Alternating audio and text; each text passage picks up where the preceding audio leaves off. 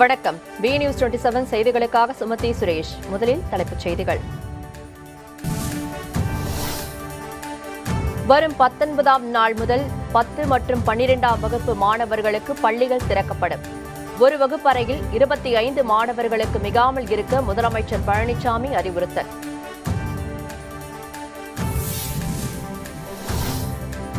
Serum நிறுவனத்தின் Covishield, Bharat பயோடெக்கின் Covaxin தடுப்பூசிகள் தமிழகம் வருகை.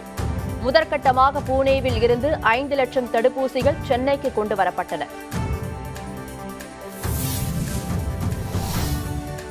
விஜயின் மாஸ்டர் திரைப்படத்தின் காட்சிகள் இணையதளத்தில் லீக் ஆனதால் அதிர்ச்சி. படத்தை கொண்டுவர 1.5 வருடம் போராடியிருப்பதாக இயக்குநர் லோகேஷ் கனகராஜ் வேதனை.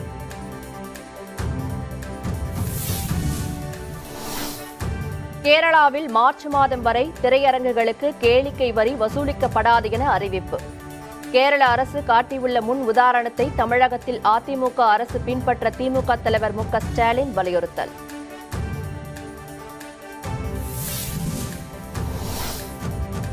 துணை முதலமைச்சர் ஓ பன்னீர்செல்வத்தின் சகோதரர் ஓ ராஜா உட்பட 5 பேர் மீது போலீசில் புகார். பர்னிச்சர் பொருட்களை பெற்றுக்கொண்டு பணம் கொடுக்காமல் மிரட்டியதாக குற்றச்சாட்டு.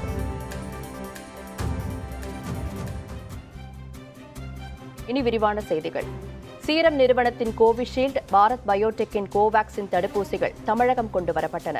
கொரோனா தடுப்பூசி செலுத்துவதற்கான 2 கட்ட ஒத்திகைகளும் நடந்து முடிந்த நிலையில் வரும் 16ஆம் நாள் கொரோனா தடுப்பூசி செலுத்தும் பணி தொடங்கும் என மத்திய அரசு அறிவித்துள்ளது. இதன் அடுத்த கட்டமாக கோவிஷீல்டு தடுப்பூசியை மத்திய அரசு கொள்முதல் செய்துள்ளது. புனேவின் சீரம் நிறுவனத்திடமிருந்து 1,10 லட்சம் டோஸ் தடுப்பூசிகளை கொள்முதல் செய்வதற்கான ஆர்டரை மத்திய அரசு நேற்று அளித்தது. ஒரு கொரோனா தடுப்பூசியின் அடிப்படை விலை 200 ரூபாய் என நிர்ணயம் செய்யப்படும் என தகவல் வெளியாகியுள்ளது. இதனிடையே சீரம் நிறுவனத்தின் கோவிஷீல்டு தடுப்பூசியை மாநிலங்களுக்கு விநியோகிக்கும் பணி தொடங்கியது. அதன்படி புனேவில் இருந்து விமானத்தில் 5,56,000 தடுப்பூசிகள் சென்னைக்கு கொண்டு வரப்பட்டன. இதையடுத்து தமிழகத்தில் உள்ள 10 கிடங்குகளுக்கு கொரோனா தடுப்பூசிகள் எடுத்துச் செல்லப்பட்டன. கொரோனா தடுப்பூசி போட்டுக்கொள்ள அரசியல்வாதிகள் முந்த வேண்டாம் எனவும், தங்களுக்கான முறை வரும்போது போட்டுக்கொள்ள வேண்டும் எனவும் பிரதமர் நரேந்திர மோடி அறிவுறுத்தியுள்ளார். கொரோனா தடுப்பூசி செலுத்தும் ஏற்பாடுகள் குறித்து மாநில முதலமைச்சர்களுடன் காணொலி காட்சி வாயிலாக பிரதமர் நரேந்திர மோடி கலந்தாய்வு மேற்கொண்டார். இந்த கூட்டத்தில் தடுப்பூசி விநியோகம், பாதுகாப்பு அம்சங்கள் குறித்து விவாதிக்கப்பட்டது. அப்போது பேசிய பிரதமர் மோடி, கொரோனா தடுப்பூசி செலுத்தும் போது இந்தியாவின் கடந்த கால தடுப்பூசி அனுபவம் கை கொடுக்கும் என தெரிவித்தார். கொரோனா போர் வீரர்கள், முன்னணி தொழிலாளர்கள் முதல் கட்ட தடுப்பூசி போடுவதற்கான செலவுகளை மத்திய அரசு ஏற்கும் எனவும், தடுப்பூசிக்கு அரசியல்வாதிகள் முந்தக்கூடாது எனவும், தங்களுக்கான முறை வரும்போது தடுப்பூசி போட்டுக்கொள்ள வேண்டும் எனவும் அறிவுறுத்தினார். மேலும் தடுப்பூசி தொடர்பான வதந்திகள் பரப்புவதை தடுக்கப்பட வேண்டும் எனவும், இதனை மாநிலங்கள் உறுதி செய்ய வேண்டும் எனவும் பிரதமர் மோடி உத்தரவிட்டுள்ளார்.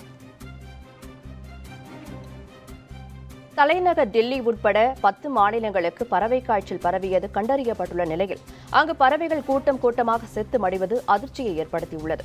நாடு முழுவதும் கொரோனாவால் ஏற்பட்ட பீதி அடங்குவதற்குள் பறவை காய்ச்சல் பரவ தொடங்கியுள்ளது. ஏற்கனவே கேரளா, ராஜஸ்தான், மத்திய பிரதேசம், இமாச்சல பிரதேசம், ஹரியானா, குஜராத், உத்தரப்பிரதேசம் ஆகிய 7 மாநிலங்களில் பரவுவது உறுதி செய்யப்பட்டது. இந்த வரிசையில் தற்போது டெல்லி, மகாராஷ்டிரா, உத்தரகாண்ட் ஆகிய மாநிலங்களிலும் பறவை காய்ச்சல் பரவியது கண்டறியப்பட்டுள்ளது. இந்த மாநிலங்களில் கோழிகள், வாத்துகள், காட்டுப் பறவைகள், காகம் என பல்வேறு வகையான பறவைகள் அடுத்தடுத்து கூட்டம் கூட்டமாக செத்து மடிகின்றன. இந்த காய்ச்சலால் பறவைகள் மட்டுமே உயிரிழப்பதால் மனிதர்கள் யாரும் பாதிக்கப்பட்டதாக அறிவியல் பூர்வமாக உறுதி செய்யப்படவில்லை என மத்திய அரசு தெரிவித்துள்ளது. எனவே இந்த தொற்று தொடர்பாக தவறான தகவல் பரவுவதை தடுக்குமாறும், விழிப்புணர்வு ஏற்படுத்துமாறும் மாநில அரசுகளுக்கு மத்திய அரசு அறிவுறுத்தியுள்ளது. வரும் 19ஆம் நாள் முதல் 10 மற்றும் 12ஆம் வகுப்புகளுக்கு பள்ளிகள் திறக்கப்படும் என தமிழக அரசு அறிவித்துள்ளது. 10 மற்றும் 12ஆம் வகுப்பு மாணவர்களுக்கு பள்ளிகள் திறப்பது குறித்து கடந்த 6ஆம் நாள் முதல் 8ஆம் நாள் வரை பெற்றோர்களிடம் கருத்து கேட்கப்பட்டது. இக்கூட்டத்தில் கலந்து கொண்ட பெரும்பான்மையான பெற்றோர்கள் பள்ளிகளை திறக்க சம்மதம் தெரிவித்துள்ளதாக 95 விழுக்காடு பள்ளிகள் அறிக்கை அளித்தன. இதன் அடிப்படையில் 19ஆம் நாள் முதல் 10 மற்றும் 12ஆம் வகுப்புகளுக்கு பள்ளிகள் திறக்கப்படும் என முதலமைச்சர் பழனிசாமி அறிவித்துள்ளார். முதலமைச்சர் வெளியிட்டுள்ள அறிவிப்பில் ஒரு வகுப்பறையில் 25 மாணவர்களுக்கு மிகாமலும் வழிகாட்டு நெறிமுறைகளோடு உட்படும் செயல்பட அறிவுறுத்தியுள்ளார். மாணவர்களின் நோய் எதிர்ப்பு சக்தியை அதிகரிக்க வைட்டமின் மற்றும் துத்தநாக மாத்திரைகள் கொடுக்கப்படும் என குறிப்பிட்ட முதலமைச்சர் பெற்றோர்கள், ஆசிரியர்கள் மற்றும் மாணவர்கள் ஒத்துழைப்பு அளிக்க வேண்டும் என கேட்டுக் கொண்டுள்ளார். விஜயின் மாஸ்டர் திரைப்படத்தின் காட்சிகளை இணையதளத்தில் லீக் செய்த நபர் சோனி டிஜிட்டல் சினிமா நிறுவன ஊழியர் என்பது கண்டுபிடிக்கப்பட்டுள்ளது. பொங்கல் பண்டிகையை முன்னிட்டு விஜய் நடிப்பில் தயாராகியுள்ள மாஸ்டர் திரைப்படம் நாளை வெளியாக உள்ளது. இந்த படத்திற்கான முன்பதிவுகள் விறுவிறுப்பாக நடைபெற்று வரும் நிலையில் அப்படத்தில் உள்ள சில காட்சிகள் இணையத்தில் வெளியாகி அதிர்ச்சியை ஏற்படுத்தியது. இந்த நிலையில் படத்தின் காட்சிகளை லீக் செய்த நபர் யார் என்பது குறித்து விசாரணை நடத்தப்பட்டது. இதையடுத்து அந்த காட்சிகளை இணையத்தில் லீக் செய்த நபர் சோனி டிஜிட்டல் சினிமாஸ் நிறுவன ஊழியர் என்பது கண்டுபிடிக்கப்பட்டுள்ளது. இதன் அடிப்படையில் இந்த ஊழியர் மீது புகார் அளிக்க படத்தின் தயாரிப்பாளர் லலித்குமார் முடிவு செய்துள்ளார். மேலும் இணையத்தில் வெளியான படக்காட்சிகளை நீக்குவதற்கான நடவடிக்கையும் படக்குழுவினர் மேற்கொண்டு வருகின்றனர்.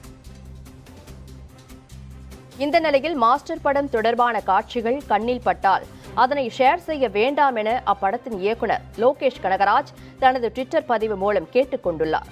மாஸ்டர் படத்தை உங்கள் பார்வைக்கு கொண்டுவர 1.5 வருடம் போராடி இருக்கிறோம் என குறிப்பிட்டுள்ள அவர் இந்த படத்தை திரையரங்குகளில் நிச்சயம் ரசிப்பீர்கள் என நம்புவதாக தெரிவித்துள்ளார். கேரளாவில் திரையரங்குகளுக்கு ஜனவரி முதல் மார்ச் மாதம் வரை கேளிக்கை வரி வசூலிக்கப்படாது என அம்மாநில முதலமைச்சர் பினராயி விஜயன் அறிவித்துள்ளார். திருவனந்தபுரத்தில் திரையரங்குகளை திறப்பது தொடர்பாக முதலமைச்சர் பினராயி விஜயன் தலைமையில் அவசர கூட்டம் நடைபெற்றது. இதையடுத்து கேரள மாநில திரையரங்குகளுக்கு ஜனவரி முதல் மார்ச் மாதம் வரை கேளிக்கை வரி வசூலிக்கப்படாது எனவும் 10 மாதங்களாக மூடப்பட்டு இருந்த திரையரங்குகளின் மின் கட்டணம் 50% குறைக்கப்படும் எனவும் பினராயி விஜயன் தெரிவித்துள்ளார். மேலும் திரையரங்குகளின் உரிமம் புதுப்பித்தலுக்கான அவகாசம் நீட்டிக்கப்படும் எனவும் அவர் கூறியுள்ளார். கேரளாவில் திரையரங்குகள் வரி செலுத்த கால அவகாசம் வழங்கப்பட்ட நிலையில் தமிழகத்தின் அதிமுக அரசு கேரள அரசை பின்பற்ற வேண்டும் என திமுக தலைவர் மு க ஸ்டாலின் வலியுறுத்தியுள்ளார். ஸ்டாலின் வெளியிட்டுள்ள அறிக்கையில் கேரள முதலமைச்சர் பினராயி விஜயன் தலைமையிலான இடதுசாரி அரசு கொரோனா பரவலின் தொடக்கத்தில் இருந்தே முழு முனைப்புடன் மக்கள் நலனை காத்து வருவதாக தெரிவித்துள்ளார். பல ஆயிரம் குடும்பத்தினருக்கு வாழ்வளித்து வந்த திரைத்துறையில் ஏற்பட்ட முடக்கத்தால் அத்துறை சார்ந்த அனைத்து தரப்பினரும் பாதிப்பிற்கு உள்ளாகி இருப்பதாக அதிருப்தி தெரிவித்துள்ளார். இதனை கருத்தில் கொண்டு கேரள அரசு காட்டியுள்ள முன் உதாரணத்தை பின்பற்றி மின் கட்டணம், கேளிக்கை வரி, சொத்து வரி ஆகியவற்றில் அதிமுக அரசு சலுகை வழங்க வேண்டும் என ஸ்டாலின் கேட்டுக் கொண்டுள்ளார். மாஸ்டர் பட வெளியீட்டிற்காக ஈஸ்வரன் படத்தை முடக்க பார்க்கிறார்கள் என இயக்குநர் டி ராஜேந்தர் குற்றம் சாட்டியுள்ளார். சென்னை தி நகரில் உள்ள இல்லத்தில் செய்தியாளர்களிடம் பேசிய அவர் விபிஎஃப் கேளிக்கை வரி, ஜிஎஸ்டிக்கு எதிராக தாம் போராடியதால் மாஃபியாக்கள் சேர்ந்து தன்னை பழிவாங்கும் நோக்கில் ஈஸ்வரன் படத்தை தடை செய்ய முயற்சிப்பதாக குற்றம் சாட்டினார். படம் வெளியாக 2 நாட்கள் இருக்கும்போது ஈரத்துணி போட்டு கழுத்தை நெரிப்பதாகவும் ஈஸ்வரன் படத்திற்கு திரையரங்குகளை தர மறுப்பதாகவும் அவர் கூறினார். கப்பம் கட்டித்தான் நடிக்க வேண்டுமென சிலம்பரசனை நிர்பந்திப்பதாகவும் தனது மகனுக்காக பிள்ளையார் சுழி போடுவேன் எனவும் டி ராஜேந்தர் தெரிவித்தார். தனது மகனுக்கு படிக்க கற்றுத்தராவிட்டாலும் நடிக்க கற்றுத்தந்திருப்பதாக கூறிய டி ராஜேந்தர் பெற்ற பிள்ளையின் படம் திரைக்கு வர வேண்டுமென இன்று வெளியில் வந்திருப்பதாக கூறி கண்கலங்கினார். வேளாண் சட்டங்கள் தொடர்பான பிரச்சினைக்கு தீர்வு காண குழு அமைப்பதை எந்த சக்தியாலும் தடுக்க முடியாது என உச்சநீதிமன்றம் திட்டவட்டமாக தெரிவித்துள்ளது. வேளாண் சட்டங்களுக்கு எதிரான வழக்குகளும் விவசாயிகள் போராட்டத்திற்கு தடை கோரும் மனுக்களும் உச்சநீதிமன்றம் நேற்று விசாரித்து அப்போது வேளாண் சட்டங்களுக்கு எதிராக விவசாயிகளின் போராட்டத்தை மத்திய அரசு கையாண்ட விதம் குறித்து அதிருப்தி தெரிவித்துள்ள உச்சநீதிமன்ற தலைமை நீதிபதி தேவைப்பட்டால் 3 வேளாண் சட்டங்களையும் அமல்படுத்த தடை விதிக்கப்படும் என எச்சரித்தார். இந்த நிலையில் வேளாண் திருத்தச் சட்டங்களுக்கு எதிரான வழக்கை உச்சநீதிமன்ற தலைமை நீதிபதி வேணுகோபால் தலைமையிலான அமர்வு இன்று விசாரித்தது. அப்போது 3 வேளாண் சட்டங்களையும் தற்காலிகமாக நிறுத்தி வைக்க முடியுமா என மத்திய அரசிடம் கேட்டு பதிலளிக்குமாறு அரசின் வழக்கறிஞருக்கு நீதிபதிகள் உத்தரவிட்டனர். வேளாண் சட்டங்கள் தொடர்பான பிரச்சினைக்கு தீர்வு காண குழு அமைக்கப்படும் எனவும் இதனை தடுக்க எந்த சக்தியாலும் முடியாது எனவும் நீதிபதிகள் திட்டவட்டமாக தெரிவித்தனர். யாரெல்லாம் இந்த விவகாரத்தில் சுமூகமான தீர்வு காண வேண்டுமென விரும்புகிறீர்களோ அவர்கள் குழுவின் முன் சென்று கோரிக்கை வைக்கப்பட்டும் எனவும் நீதிபதிகள் கூறினர். தொடர்ந்து போராட்டங்களில் பெண்கள், குழந்தைகள் இனிமேல் பங்கேற்க மாட்டார்கள் என விவசாயிகள் உறுதி அளித்ததை பாராட்டிய நீதிபதிகள் எதிர்காலத்தில் இதுபோன்று நிகழாமல் பார்த்துக் கொள்ள வேண்டும் என அறிவுறுத்தினர். பிரச்சனையை தீர்க்க முயற்சி செய்கிறோம் என்றார் தலைமை நீதிபதி. மத்திய அரசின் வேளாண் சட்டங்களுக்கு எதிராக டெல்லியில் விவசாயிகள் நடத்தி வரும் போராட்டம் 49வது நாளை எட்டியுள்ளது. மத்திய அரசு கொண்டு வந்துள்ள 3 வேளாண் சட்டங்களையும் திரும்பப் பெற வலியுறுத்தி டெல்லியிலும் டெல்லி எல்லைகளிலும் விவசாயிகள் போராட்டம் நடத்தி வருகின்றனர்.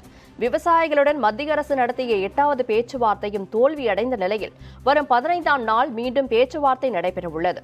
வேளாண் சட்டங்கள் தொடர்பாக அரசுக்கு அழுத்தம் கொடுக்கும் வகையில் வரும் 16ஆம் நாள் நாடு முழுவதும் கிசான் ஆதிகர் திவாஸ் போராட்டம் நடத்த முடிவு செய்துள்ளதாகவும், ஜனவரி 15ஆம் நாள் அனைத்து மாநிலங்களிலும் ராஜ்பவனை முற்றுகையிடும் போராட்டம் நடத்துவோம் என்றும் காங்கிரஸ் அறிவித்துள்ளது.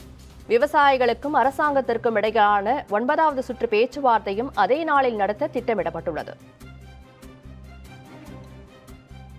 துணை முதலமைச்சர் ஓ பன்னீர்செல்வத்தின் சகோதரர் ஓ ராஜா, அவரது மகன் உள்ளிட்ட 5 பேர் மீது மோசடி உள்ளிட்ட குற்றச்சாட்டுகளின் அடிப்படையில் புகார் அளிக்கப்பட்டுள்ளது. சிவகங்கை அடுத்த காரைக்குடியில் கிரீன்வேவ் ட்ரேடர்ஸ் என்ற பெயரில் ராஜா என்பவர் வெளிநாட்டு பர்னிச்சர் பொருட்களை இறக்குமதி செய்து விற்பனை செய்து வருகிறார்.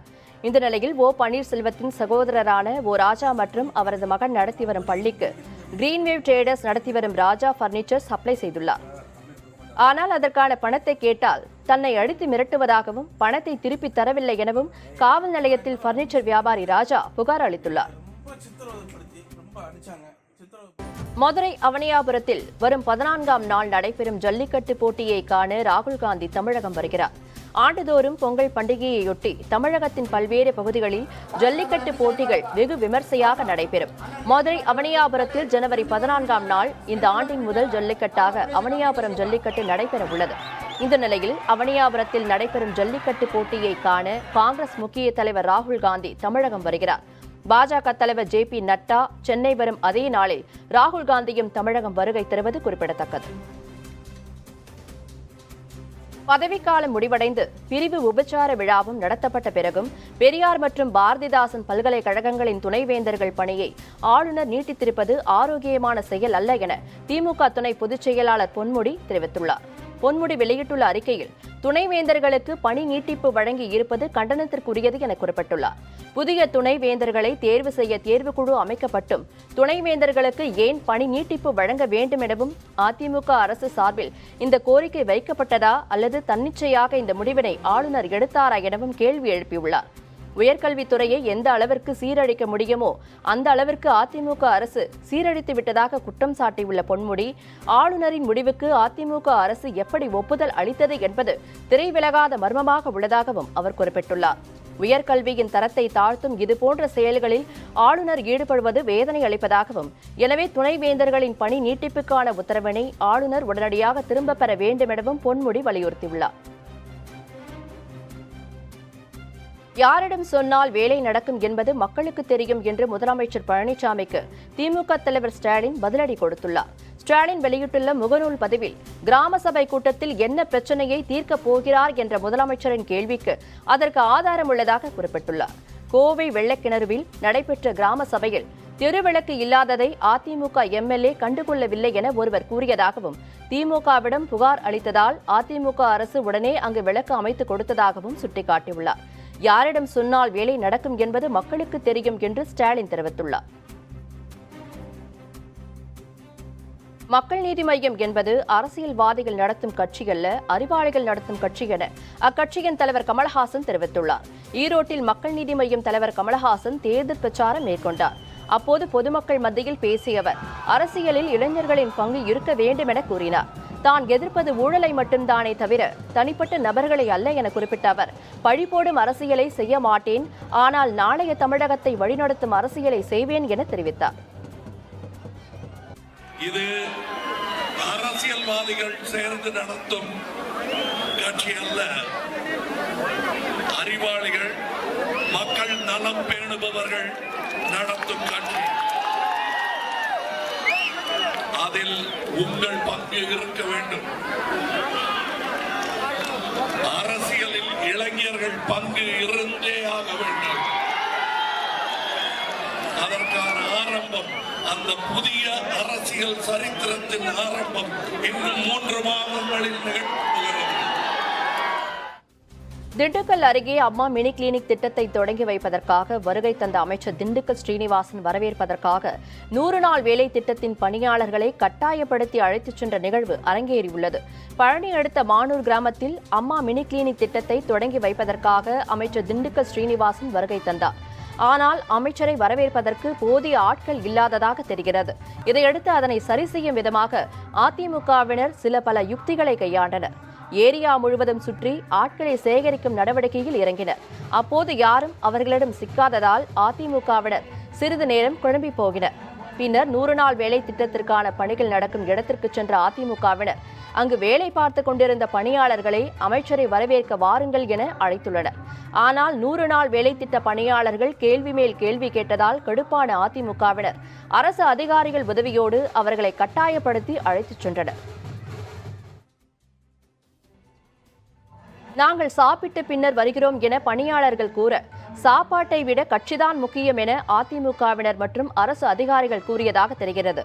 அப்போ எங்களுக்கு பசிக்கும்லே என பணியாளர்கள் கூற, கட்சிதான் முக்கியம் என கூறி அவர்களை சாப்பிடக்கூட விடாமல் அழைத்துச் சென்றுள்ளனர். எனவே சம்பந்தப்பட்ட கட்சியினர் அரசு அதிகாரிகள் மீது நடவடிக்கை எடுக்க வேண்டும் என பசியுடன் சென்ற பணியாளர்களும் சமூக ஆர்வலர்களும் கோரிக்கை விடுத்துள்ளனர். இந்தி மொழி படிக்க எதிர்ப்பு தெரிவிக்கும் எதிர்க்கட்சித் தலைவர்களின் வீட்டு பிள்ளைகள் வெறும் இந்தி மட்டும்தான் கற்றுக்கொள்கிறார்களா என பாஜகவின் நடிகை குஷ்பு கேள்வி எழுப்பியுள்ளார். கன்னியாகுமரியில் பாஜக சார்பில் நடைபெற்ற பொங்கல் விழாவில் அக்கட்சியின் மாநில தலைவர் எல் முருகன், நடிகை குஷ்பு உள்ளிட்டோர் கலந்து கொண்டனர். அப்போது பேசிய நடிகை குஷ்பு திமுகவினர் தங்கள் பிள்ளைகளை மட்டும் இந்தி படிக்க வைப்பதற்காக குற்றம் சாட்டினார். மேலும் டெல்லிக்கு செல்ல இந்தி தெரிந்தவர்களுக்கு திமுக முக்கியத்துவம் அளிப்பதாகவும் அவர் கூறினார். எதிர்க்கட்சியில இருக்கிறவங்க என்ன சொல்லிக்கிறாங்க, எங்க மேல நேஷனல் எஜுகேஷன் பாலிசி வரும்போது எங்க மேல ஒரு ஹிந்தி திணிப்பு இருக்குங்கிறாங்க. எங்க ஒரு தமிழ் மொழிக்கு இவ்வளவு முக்கியத்துவம் கொடுக்கிற ஒரு பிரதமர் ஒரு மொழி உங்க மேல திணிக்க போறாரு. இதை எதிர்க்கட்சி தலைவர்களுக்கு நான் கேட்கிறேன், ஹிந்தி கத்துக்க கூடாதுன்னு நீங்க சொல்றீங்க, ஆனா உங்க வீட்டுல இருக்கிற பசங்க வெறும் தமிழ் மொழி தான் கத்துக்கிறாங்களா? இதனைத் தொடர்ந்து பேசிய எல் முருகன், பாரதியார், திருவள்ளுவர் போன்றவர்களின் அடையாளங்களை அழித்துவிட்டு தமிழையும் தமிழ் கலாச்சாரத்தையும் திமுக அழித்துவிட்டதாக குற்றம் சாட்டியுள்ளார். நம்மளுடைய பாரதியாருடைய உண்மையான படத்தை நமக்கு வெளியிட்டிருக்காங்களா?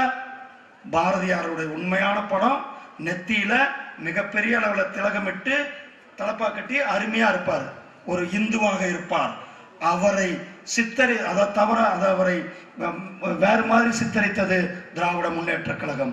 திருவள்ளுவர் உருவத்தை வேறு மாதிரியாக சித்தரித்தது திராவிட முன்னேற்ற கழகம். பெண்களிடம் ஆபாசமாக கேள்வி கேட்டு வீடியோ வெளியிட்ட யூடியூப் சேனலை சேர்ந்த 3 பேர் கைது செய்யப்பட்டுள்ளனர். சென்னை பெசன்ட் நகர் பகுதியில் பேட்டி என்ற பெயரில் பெண்களை ஆபாசமாக பேச வைத்து வீடியோ பதிவு செய்வதாகவும் அதனை யூடியூப் சேனலில் பதிவிடுவதாகவும் குற்றச்சாட்டு எழுந்தது. இதையடுத்து அங்கு சென்ற ரோந்து காவலர்கள் 2 இளைஞர்களின் பெண்களிடம் நேர்காணல் எடுப்பதை கண்காணித்தனர். அப்போது ஆபாச வார்த்தைகளை பேசி வந்ததால் 2 பேரையும் கைது செய்து சாஸ்திரி நகர் காவல் நிலையத்திற்கு அழைத்துச் சென்றனர்.